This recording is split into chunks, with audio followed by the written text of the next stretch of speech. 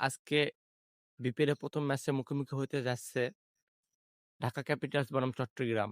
Hello everyone, আসসালামু আলাইকুম। This is focus ভাইয়ের পক্ষ থেকে আপনাদের সকলকে সুস্বাগতম। গাইস, সবাই কেমন আছেন? আশা করি সবাই ভালো আছেন এবং আমিও ভালো আছি।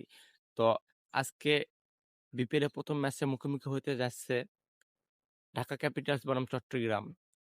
অলরেডি টস হয়ে গেছে এবং ব্যাটিংও নেমে গিয়েছে।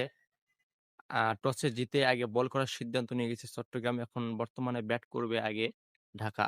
তো আজকে দেখার বিষয় হচ্ছে আগামীকাল ম্যাচে দেখছেন আপনারা সকলে শামীম পটোরি কি দুর্দান্ত পারফরম্যান্স করতেছে। আজকে দেখার বিষয় শামীম পটোরি কিরকম খেলে আপনারা সকলেই শামীমের দিকে অবশ্যই চোখ রাখবেন এবং সাব্বির রহমানকে আমরা সকলেই চাই যে ভালো একটা পারফরম্যান্স করুক। আগামীকালকে শুরু করছিল কিন্তু ফিনিশ করতে পারেনি শামীম পটোরি। তা করিয়ে দেখিয়েছিল এবং বোলিংয়ে তাসকিন আহমেদ এবং আরো যে কয়টা ভালো বোলিং আছে, সাইফুদ্দিন আছে, ইনশাআল্লাহ তারা ভালো খেলবে এবং চট্টগ্রামের আ মোহাম্মদ নাঈম শেখ ৳১,১০,০০,০০০ বিক্রি হয়েছে।